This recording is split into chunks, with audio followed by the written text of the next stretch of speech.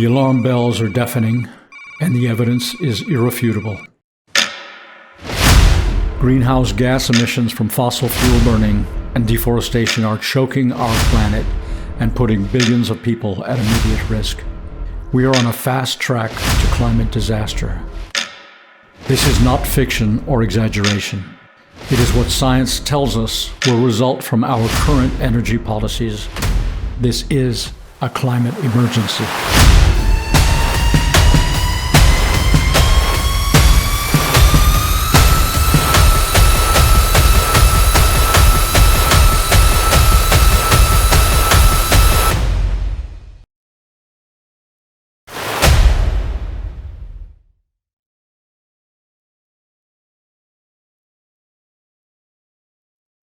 Good evening, everybody, and welcome to the sixth day of the conference in Sharm el-Sheikh, Egypt. I'm your co-host, Casey Schulberg, the Collier County Waterkeeper, along with John Capece, the Kissimmee Waterkeeper. We're almost at the midpoint of the conference, day 6. Since today is Veterans Day, or Remembrance Day, celebrated in much of the world, I wanted to take a moment to talk about war. War is antithetical to our fight for climate change. It diverts precious resources. It causes untold human suffering. It exacerbates food insecurity. The explosions and fires caused by war put CO2 directly into the atmosphere. The movement of military vehicles burns fuels, and those are often the most polluting diesel fuels. The manufacture of military equipment to drive a war takes enormous energy. Rebuilding after damage and destruction takes an astounding amount of energy. And of course, there are the refugees created by war, as though we didn't have enough refugees already from the climate crisis. So Russia is one of the world's leading gas and oil producers. So when sanctions cut off those pipelines, countries had to scramble to find alternative resources to fill their energy needs. They can't just flip a switch and go to renewable energies. Germany has been doing an amazing job. They were reliant on 50% of their energy sources from Russia, and now they have pledged to grow their renewable energies from 40%, currently 40%, to 80% by the end of this decade. That's amazing. So today was also the day that President Biden and a huge U.S. delegation was here. John Capece will weigh in on Biden's talk and on remarks by the U.S. delegation, which entailed both Democratic and Republican attendees. We'll hear from John in just a minute. The theme for today's conference today was decarbonization. So let's hear from two notable members of the Waterkeeper Alliance, who are my friends and colleagues, and let's have a little chat about decarbonization and the need to limit fossil fuels, especially methane. So I'm really happy to have these two guests with us for this discussion, Kate and Chris. Kate, please introduce yourself and give us your title, please. Hello, everyone. I am Kate Hudson. I am Waterkeeper Alliance's Climate and Energy Advocacy Coordinator. And Chris? I'm Chris Wilke, Waterkeeper Alliance Global Advocacy Manager.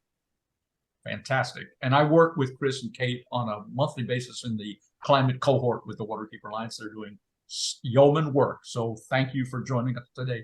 So Kate, what are your top line thoughts about where we stand on the spectrum of desperation to chaos?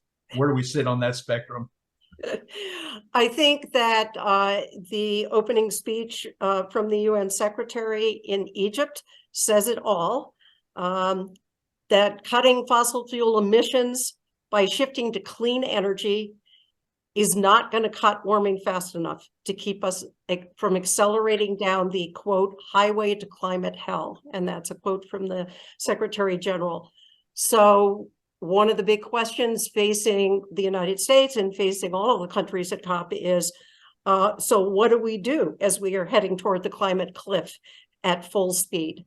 And I think, put very simply, put our foot on the brakes. And that is what addressing methane emissions is all about. Right. Today at the conference is what they're calling Decarbonization Day. And it covers, all kinds of fossil fuel emissions, but it also focuses on methane. So you've been doing a lot of work in methane, Kate. Why focus on methane? Well, I think there's no dispute that methane is a super pollutant, and it is driving climate change at a huge pace.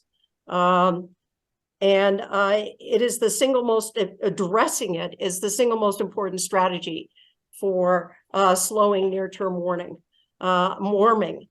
Reducing methane emissions that humans cause can avoid nearly 0.3 degrees Celsius of warming by the 2040s.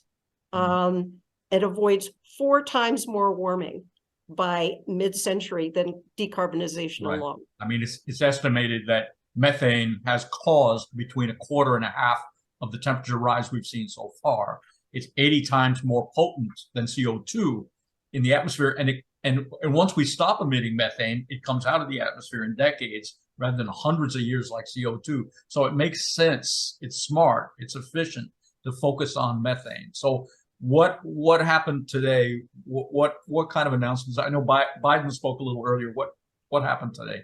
Well, I do just want to emphasize that the reason for our urgent need to take action, which has started to happen today, is that the concentration of methane in the atmosphere right now is higher than at any time in the last 800,000 years. So we're on the wrong track. But today, in Egypt, EPA announced its 2021 that it was going to expand its 2021 methane rule to make it significantly stronger. And this crackdown on methane was something that was sort of hinted at with at the last COP with the methane pledge. But I think it's very important, and this is something that was emphasized by President Biden in his speech, that the U.S. take leadership on taking those promises and in making them concrete, implementing them, moving forward with them. Yeah, I mean, Chris and I were at the COP last year when that methane pledge was announced, and at the time there were 119 countries that signed on to reduce methane emissions from 2020 levels by 30% by the year 2030.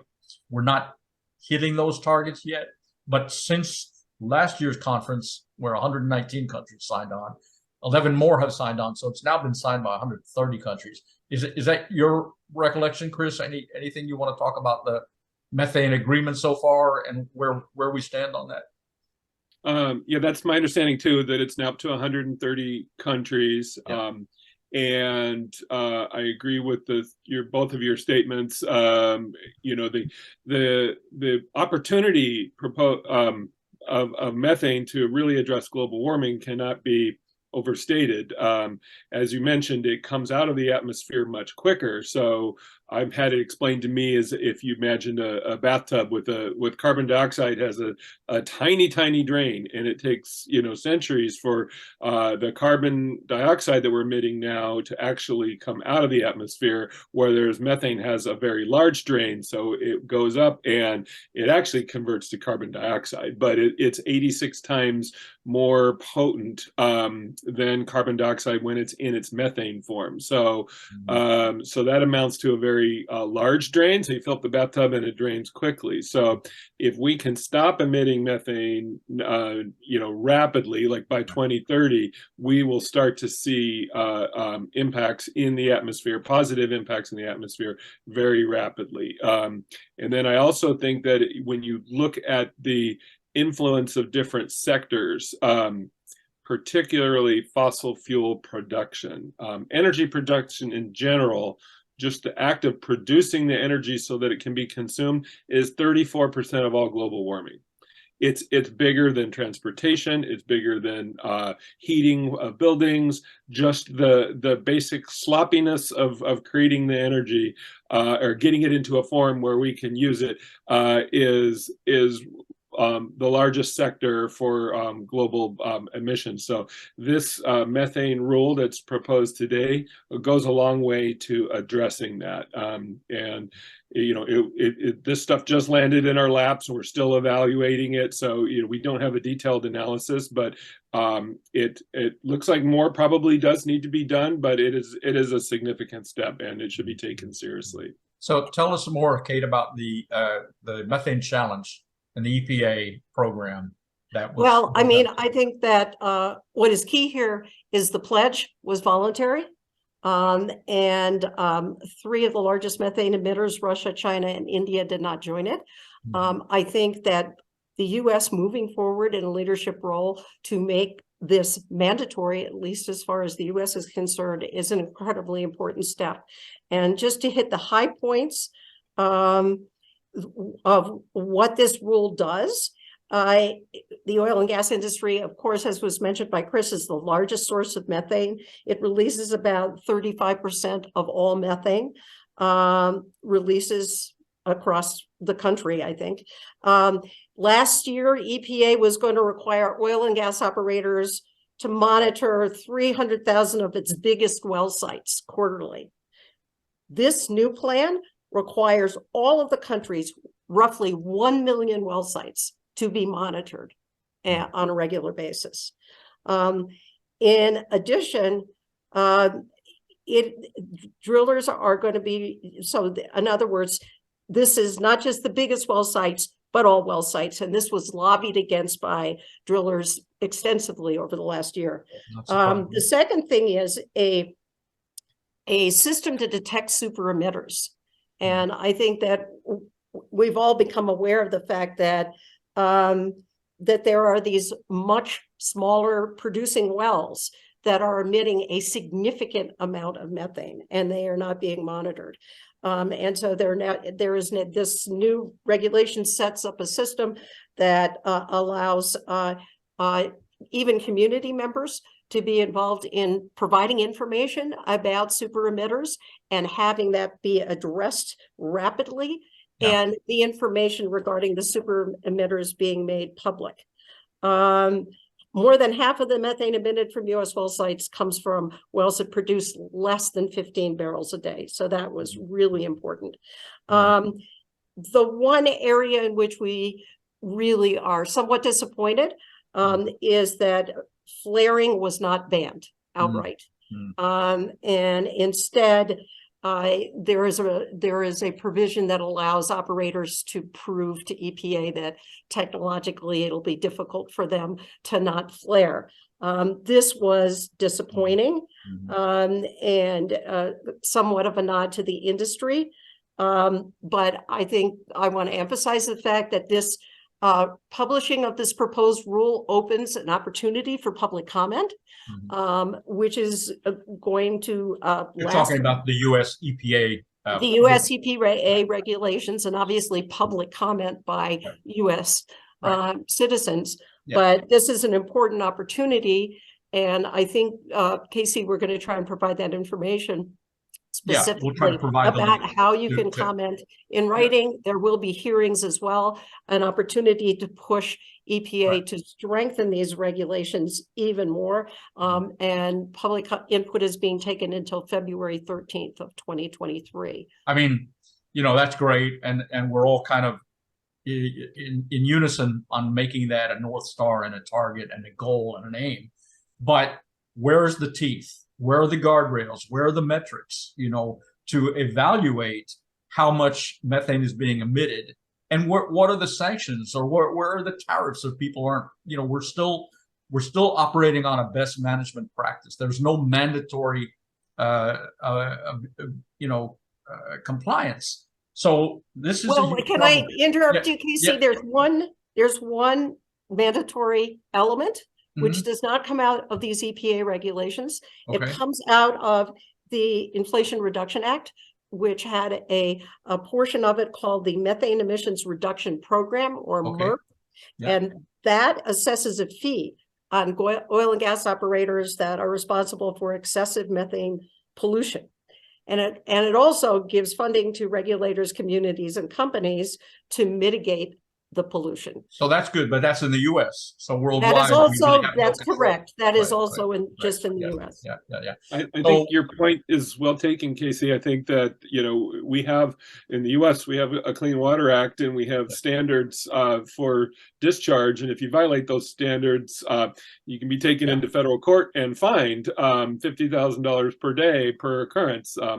And, you know, we don't have that kind of regulation on methane where emitters can be, you know, taken to task immediately and have those sources addressed. And so we do need to get to the point where it is regulatory and it is enforceable. That's the accountability piece. Accountability we transition from aspiration to implementation. Yeah, it's where the rubber meets the road, you know. And one thing that was rolled out today by the UN is called MARS, M-A-R-S, and it is the Methane Alert Response System. So that sounds a bit fanciful, but it's actually taking the satellites that exist all around the globe and allowing them to pinpoint methane emissions. So it will be a matter of detecting, large methane emissions all over the world, and then I think the program basically informs the polluter that they detected methane emissions, and then they give them 45 to 75 days to cure it, and then they reveal the information to the public. So when that information is revealed to the public, that will allow us, you know, our diehard advocates and, you know, rabid environmentalists to perhaps shame those companies that are not in compliance. So that is sort of the beginning of some kind of like pressure brought to bear on methane emissions. So I was kind of pleased to see that, but we're not nearly where we need to be in terms of evaluating. And there was, you know, they put out a guidebook a couple of days ago, the UN, on establishing metrics, not just for methane emissions, but for net zero compliance, so that people couldn't just greenwash and say we're in compliance when they're not hitting certain targets. So at least there's some documentation out there, but there's still no stick. We should be getting to the point where there are international tariffs if you don't meet your net zero guidelines. You know, we're all over the place. We're, you know, spouting great policy, and in many cases, and I know the Climate Action Tracker (CAT) does a pretty good job of measuring pledges with compliance with policy. So this is a dilemma for us, and we have to tighten all this down.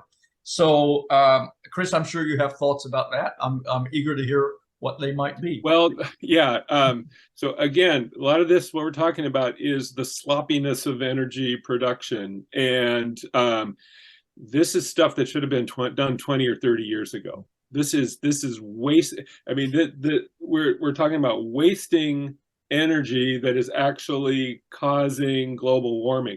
So this is outside of individual control. I know a lot of people focus on whether you're flying, whether you're driving an electric car, whether you're riding a bicycle, public transportation, solar panels on your roof, turning thermostat down. That's all super important stuff. This is bigger than all of that, and it is sloppiness in the system that should have been fixed a long time ago, but the industries haven't been incentivized to do that. And by the way, regulations is a form of incentive.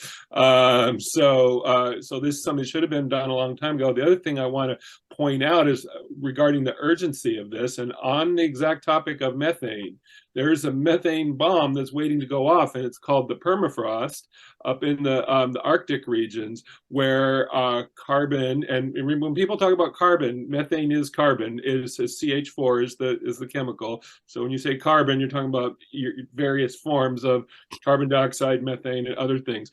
There is that organic matter that is frozen many feet thick in the Arctic, and the Arctic is warming faster than the rest of the world. And that organic matter, when it becomes unfrozen, that permafrost, it will take centuries to reestablish, even if we bring the temperature down. And that will unleash methane into the atmosphere. It's a tipping point, and it's bigger than the current emissions. So all of this work will be for naught if we don't get it done in the next 10 years. it's going to hit those tipping points, and then we'll still have an imperative for action. We'll still have to do this, but we will be locking in those impacts that could have been avoided. So now is the time. It is absolutely imperative, and there is a methane bomb that will it'll be triggered by global warming itself.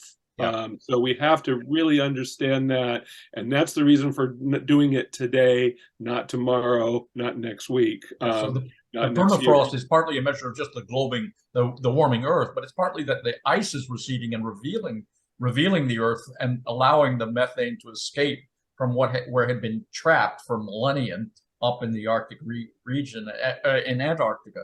So I don't know why people's hair is not on fire over this. I just don't know why people are understating the urgency. I don't understand why people are complacent about it. I just don't understand it.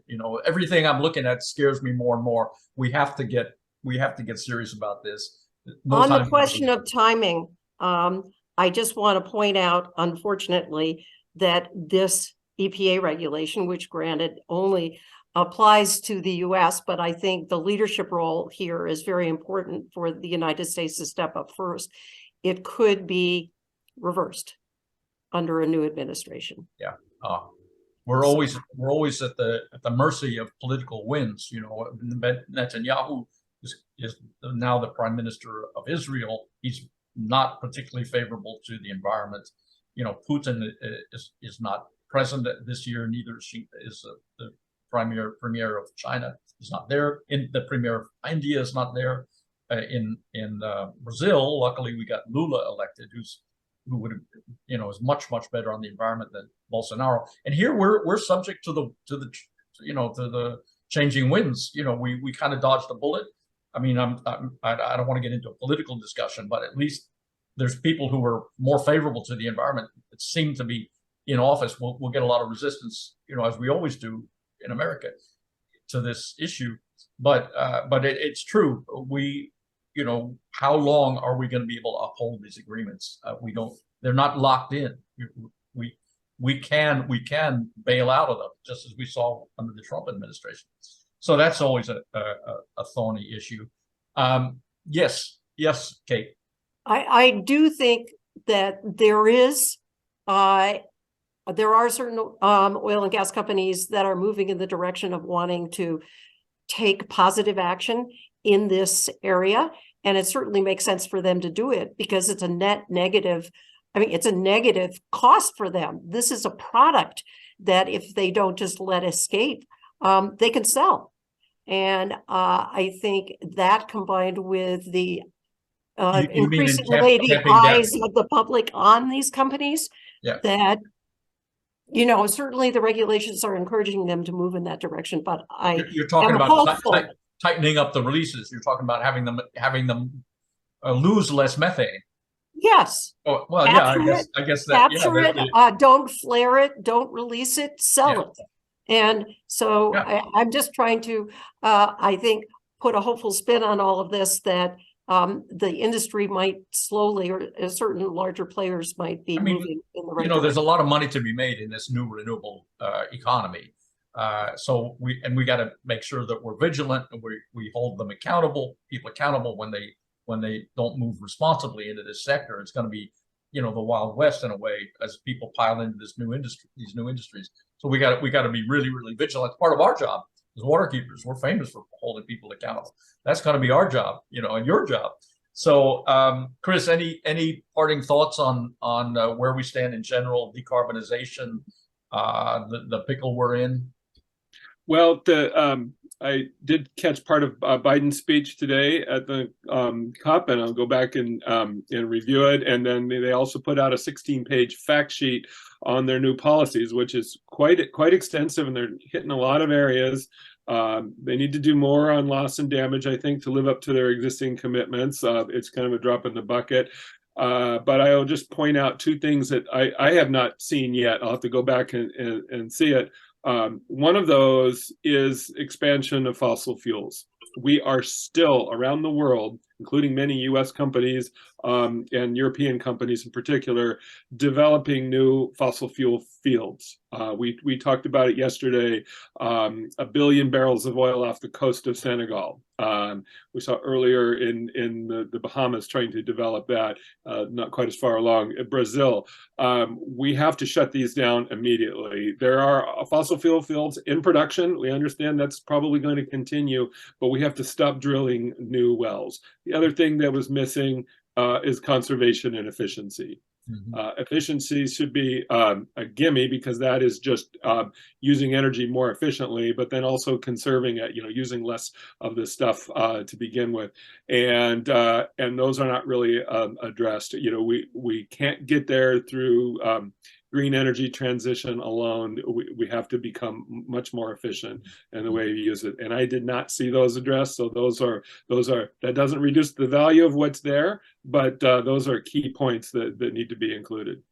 I mean, talking about these solutions, we kind of, the scientists, we were on with Hal Wanless last night. It's so clear. The science is so abundantly clear. So the solutions are there. What is it going to take to start bending the curve? It's going to take money, and the America, the North American countries and the developed countries have a responsibility to take the lead. We got ourselves into this mess, so we have to take a lead in starting to extract ourselves from the worst conditions. And it's going to take international treaties, and it's going to take binding treaties. It's good for the U.S. to put out stuff. U.S. has pledged money, not nearly enough, in my opinion. And the international treaties, I've been disappointed so far with the conference. Have not seen any international treaties signed. By this time last year, we had 4 treaties signed. We seem to be behind the 8 ball. I don't know whether something will come out of will surprise us this week with some great new binding agreements signed, and then the follow through and the upholding the pledges. That's going to be really, really critical. So one thing to watch in that space, KC, is the concept of an international fossil fuel non-proliferation treaty. This is very much in the early stages.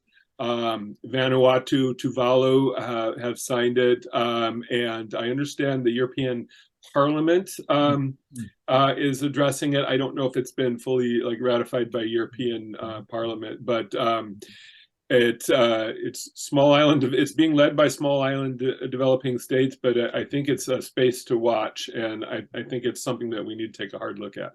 Yeah, I would also suggest that, and beyond the scope of what we're talking about today, but a complete restructuring of the IMF and the World Bank, and the way in which they are able to deliver funds, and for what purposes, I think has some potential. Yeah. No, I think that's critical too. They do not make it easy to invest in underdeveloped countries. So we need to basically figure out ways to streamline that and allow more money to pour into those nations that have struggling economies and are not able to keep pace with the transformation to renewable energies because they just don't have the cash to do it. We saw that with the electric vehicle pledge that was they tried to roll out last year. America didn't support it.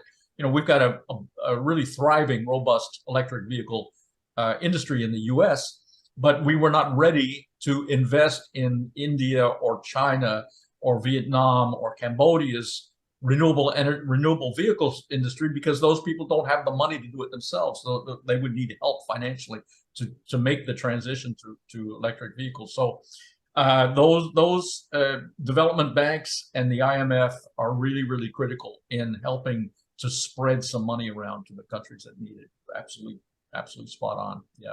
So thank you very much. Thank you, Kate, and thank you, Chris. Maybe we'll have time to reconvene before the conference is over. I'm sure we're all going to be glued to our TVs, but really appreciate your wisdom, your intelligence, and your participation. So thank you very much for today. Thank you for the opportunity. Thanks for having us, Casey. Thanks for what you're doing here. Okay. All right. All best. Thank you. The Waterkeeper Alliance is doing superb work all over the world. I'm proud to be a member of this great organization. And Chris and Kate are leading the charge on climate change issues. As mentioned, Biden came gave his speech today. It was well received. Here is John with his reflections on Biden's speech and on the U.S. delegation attending today. So John, welcome to tonight's show. I know you were at the conference today, and I know you were covering the enormous American presence there today. So tell us what you saw, what you heard, what your thoughts are. Give us your thoughts, please. Well, today was Decarbonization Day, but it seemed more like USA Day. I mean, it was practically a blitz of U.S. representatives throughout the conference and at various side events. It was really quite impressive. It included, yesterday we had Nancy Pelosi arriving and making a speech yesterday. Then she did another today. She did press conference today. And in both cases, she had alongside her Kathy Castor, chairman of the House Select Committee on the Climate Crisis, and I think it's Suzanne Bonamici of Oregon, who sits on the House Science and Technology Committee. So in both events, she had these two additional representatives supporting her and making their own statements at these events. But we've also, had John Kerry here all week, and he was slated to make some comments here this evening that I'm hoping to catch up with here soon. And then Kathy Castor has her own event tonight, and we have someone there hoping to interview her. In fact, it's one of the students I brought along, and I just got a text message that they're sitting down to dinner together. So she's getting in close contact, and hopefully it'll be a good interview for the students. Yeah. Then, in addition, actually, there's a total of 14 Democratic members of Congress here. So the 11 more than Pelosi, Bonamici, and Castor. And then there are 5 Republican representatives as well. And 4 of them did an event here today at the U.S. Center, and I'll talk a little bit about that later on. But Pelosi's press conference today focused largely on the Inflation Reduction Act. She was talking about what measures the USA is taking on the climate front. So she didn't speak much about other nations or the international aspects. It was very much a U.S.-centered speech, but I think the audience was very interested in hearing what she had to say because the USA had been so slow in engaging this COP process and decarbonization. And after Pelosi's speech, we were preparing all day to hear Biden and what he had to say. And I noticed that the White House webpage posted a couple of announcements related to Biden's presence here at COP27. The first was more of an international perspective, what the USA was doing on a wide range of fronts, but in particular on the international. And then the second announcement was about methane and the actions the EPA and other agencies were taking. So again, Biden's speech, he started out recognizing that today was Veterans Day, and he did a shout out to John Kerry and recognizing him for his service. John Kerry being our envoy on climate, and I think Kerry is a decorated military officer, Silver Star and Bronze Star, I think, and so that was a nice way to start. But interestingly, throughout the presentation, I wasn't sure how the audience was going to receive him, Biden, because half the time the USA they want to throw tomatoes, and the other half the time they want to cheer. This event, they cheered. He got heckled a few times, but the heckles were basically attaboys and go Joe. So, and then the applause at the end was quite robust. That kind of surprised me. So it was a very supportive audience. But interestingly, Biden kind of acknowledged that we were kind of late to the game. He explicitly apologized for the USA dropping out of the COP process during the Trump administration.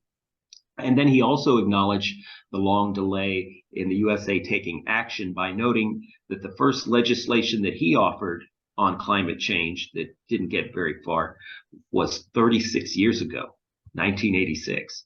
And that, I guess, is as much a comment on his longevity in the U.S. government as it is on anything. But his comments started out much like Pelosi's, talking about the Inflation Reduction Act and the $360 billion over 10 years that it's spending on climate solutions. He also touched on the Infrastructure Act and some of the climate measures included there. But he spent a lot of time talking about aid for Africa and the Pacific nations, what the USA was going to be doing there, and talked about a $100 million fund and a $150 million fund. And these are large numbers, but they're still relatively small when you compare it to the scale of the challenge and the scale of what we're spending domestically and what we need to spend domestically. So he went on after that and talked about U.S. agencies, how he's requiring each U.S. agency to document and submit reports on their progress at carbon reductions in their operations. Mm-hmm. So that was good to see. Then he moved into the methane topic about reducing methane emissions levels. I think he said something like 30% by 2030, but an overall. That's the pledge that we made last year. That's part of the methane pledge, yeah.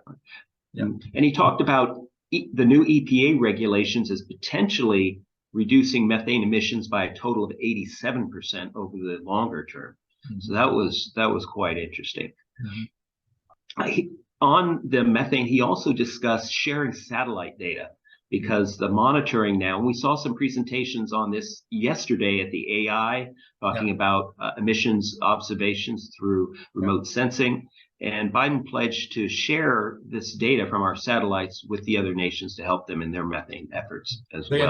They announced something called Mars, which is for the methane alert response system that takes present-day satellites and allows them to target or to observe, methane emissions, and then to identify who the perpetrators are. And then they said they would embargo that information. They would deliver that to the offender, and then they would allow them to try to cure it for 45 to 75 days, and then they would put the information public. So that may be a way to put some pressure on those companies or those countries that seem to be not abiding. That was announced today by the UN. That could be good. Yeah. Well, let's hope they're also going to do the same public shaming for the U.S. facilities. Exactly. Because we face serious challenges in getting that. The most interesting announcement from Biden and the White House was regarding Ukraine and SMRs. Had you heard about that? No. SMRs are small modular reactors. Those are the new generation compartmentalized units that they would deploy for smaller power levels, not these large,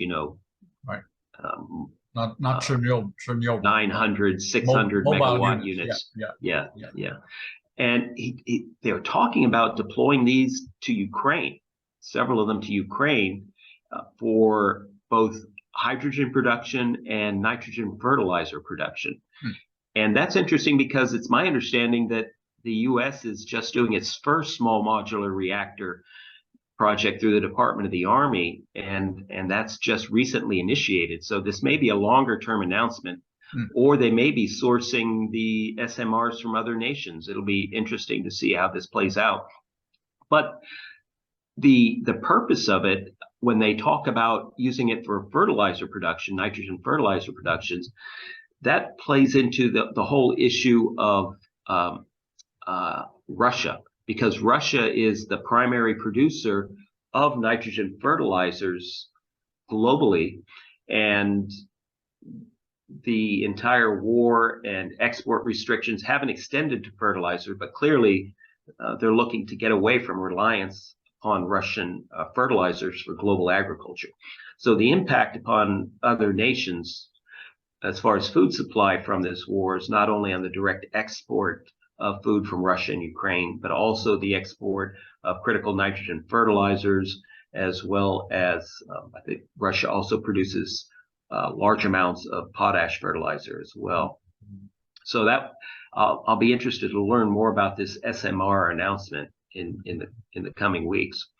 But he also talked about, on the agricultural front, the USDA going more global in its assistance to other nations on various modifications to the agricultural systems to make them more efficient relative to their greenhouse gas emissions. So that'll be interesting to see as well. So it was an interesting speech. It was only 20 minutes long, so I encourage people to go online, find the speech, and listen to it. Just before Biden's speech, not an hour before Biden's speech, there was a session at the U.S. Center by 4 Republican U.S. representatives. And a couple of them I know from the select committee. They're the minority members on Kathy Castor's select committee on the climate crisis. And the conversation in this session closely paralleled the debates I heard between the Democratic and Republican members of the select committee during the hearings. We attended one of those with the students back in April, and I've listened to several of them online since. Now, this session at the U.S. Center was hosted by the Conservative Climate Foundation. And as I mentioned, it featured 4 U.S. representatives. The first of them was Representative Graves from Louisiana, and he's on the select committee. And he made the point that the USA has led the world in emissions reductions over the past 17 years. But I think what that indicates is the severe recession we had, from about 2006, 2008 through the early, 2011, 2014 period. So that's sort of an artificial statistic, more reflecting overall economic conditions than any sort of overt climate actions. But he stressed his priorities for proper energy supplies for the USA is that the energy be affordable, reliable, clean, and exportable, and that there must be secure supply chains for our energy. So the exportable, I think, is a reference to liquefied natural gas and his pushing for additional production of that and export. And this was followed by Representative Curtis from Utah. And he was talking about how a couple of years ago he had created the Conservative Climate Caucus within the Republican Party. And he says that is now the second largest caucus within the Republican Party. And that's a little bit surprising, but it shows that what Republicans may say in public and the way they may vote doesn't necessarily reflect what they believe deep down. They're doing certain things to stay in power, but deep down they know that this is a serious matter that they should be engaged in one manner or another. Yeah, or it could be discouraging in that it shows the callous nature of the preference for serving politics rather than serving the nation and the world. Right. But, it is what it is. Yeah. He talked about how conservatives were upset with the overall climate movement because he saw it as taking off the head to fix the headache. So basically belittling the nature of the problem and relegating climate change to a mere headache for the planet as opposed to an existential threat to existence. So Curtis was followed by Crenshaw of Texas, and Crenshaw is another Republican vocal member on the select committee. And he criticized the use of biofuels, which are deceptive from a carbon perspective. And I think many of us would agree with that proper accounting, full accounting shows that many of the measures that are claimed to be addressing climate change or greenhouse gas reductions really are not when you look at the full cost accounting. He also criticized the use of Russian fossil fuels and criticized Chinese production of solar panels, given that so much of China's energy is derived from coal-fired power plants. And we addressed that in some of our other discussions on the point at which solar panels actually deliver net carbon emissions reductions. So, but it's a valid point that he's making there. He also, like Curtis, talked about how the cost of climate actions is far greater than the cost of the problem.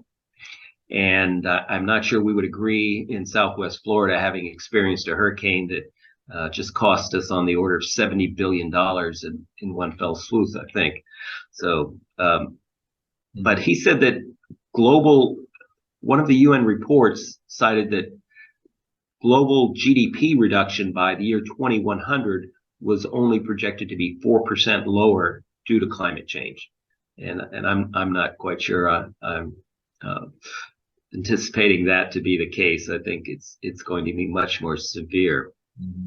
But he was citing a UN report, so there is some basis for his assertion there. So he was followed by Representative Miller from Iowa, and she focused on agricultural aspects. She advocated the planting of trees as a solution or contribution to greenhouse gas reductions. She also talked a lot about precision agriculture, reducing pesticides and fertilizer use, and how biochar, an agricultural product, can address our carbon sequestration efforts through agriculture.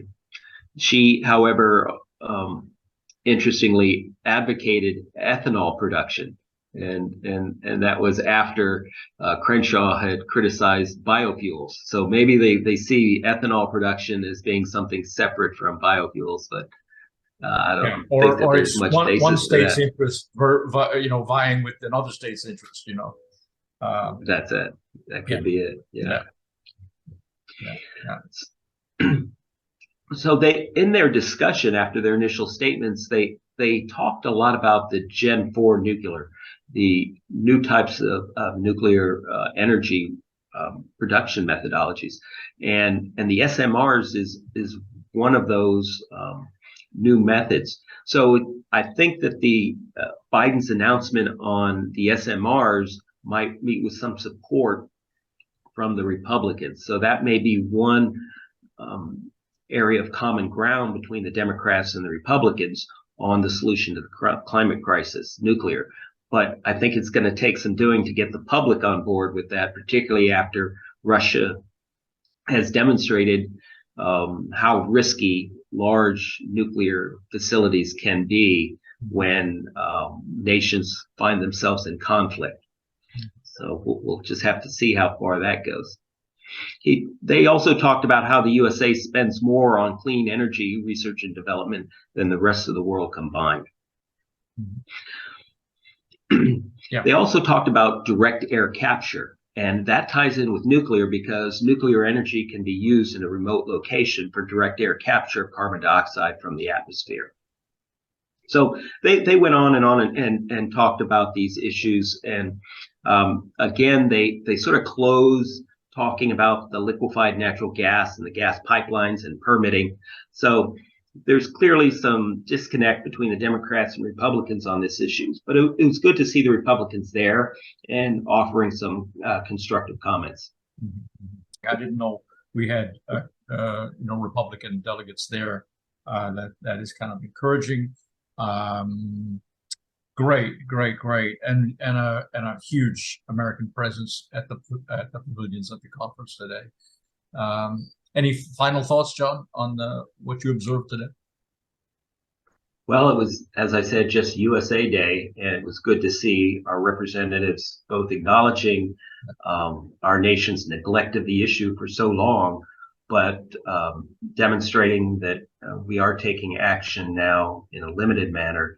And let's just hope that we continue the growth rate in our actions and can get to appropriate levels of investment in the required solutions. No, we hope so. We hope so. So we'll stay tuned and kind of monitor that this week. So thanks, John, for that input.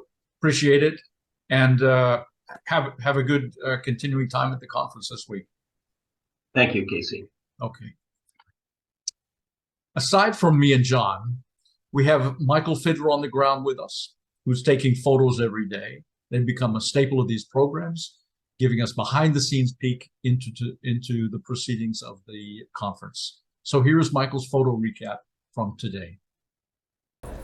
I started my today's trip to COP on a bus, and I saw that the roads were very empty. I wasn't really sure what was going on, and then I realized it's Friday, so that's when the weekend starts here.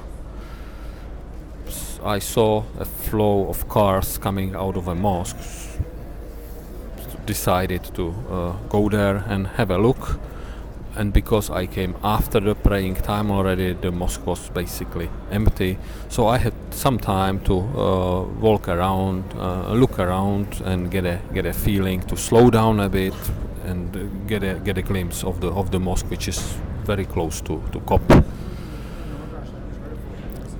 Then I went out of the mosque and was thinking what to do next, whether just walk somewhere or go to COP. When I look towards west, that's what I saw from the mosque. When I look towards east, that's what I saw from the mosque. And this would be the third site, and this would be the fourth site. So the decision was I'll need to go to COP, because there is desert everywhere on all sides only. I walked towards COP, maybe after a kilometer or so, I saw these two buildings or structures. Saw them from a bus previously, just wasn't sure what they are. And today I get a chance to step in. It's the Saudi Green Initiative. It's not within the COP premises, it's outside, but it's very nice. There are some exhibitions there. This would be hydrogen vehicles, for example, and there was also free food, but as soon as I got closer to the free food, then it turns out that having just the press badge is not enough to get the free food, so I was sent away. Then I walked towards the COP, the main venue, on these wide boulevards in a very nice setting, I would say, very nice setting, although not everything is as beautiful as it might seem. And once I got to COP, this was what I saw. There was a small demonstration, again maybe 20-30 people demonstrating. This time it was against militarization. So the slogans today were demilitarize, decarbonize. It was also free Palestine and so on, but nothing major. Today's date, the theme of the date was decarbonization. So here would be the program that the US Center had today. And then I started walking through the various conference rooms. I had my camera on me, started to take photos, and I was approached by a UN lady who told me that their official photographer didn't show up, and asked me if I would be willing to take some photos officially for them. So I eagerly agreed and started to take photos like this. And that it turned out the official photographer was just late. He showed up, so I didn't get the job, unfortunately. So I'll need to stick with my Florida Media Group badge, not the official UN badge. Then I walked to some of the pavilions. Here was a scientist from NASA delivering his talk about free open data. About coral reefs monitoring from space, and they were also offering some internships, or were referring that the internships were done. Very interesting, very scientific. One issue I noticed at COP is the acoustic, because there are so many presentations going on at the same time. Some of the pavilions are pretty small and crowded, so the acoustic is not always that great. this would be a way how, for example, Scotland solved the issue. Everybody gets the set of headset and can hear very properly, and this pavilion is very, very quiet because everybody has the sound in the headsets. One shot from the Qatar pavilion, because that's where the FIFA World Cup is starting, I believe next week or the week after. So they have on display all the stadiums that the World Cup will take place at. Some of the pavilions are very modern. I am impressed how much work was invested in the pavilions. Then I walked through various rooms, plenary rooms, and what was talked about today mostly was the decarbonization, the role of industry and so on. And there were many very important people here as well. I saw the CEO of the Puma, because one of the talks today was related to the fashion industry.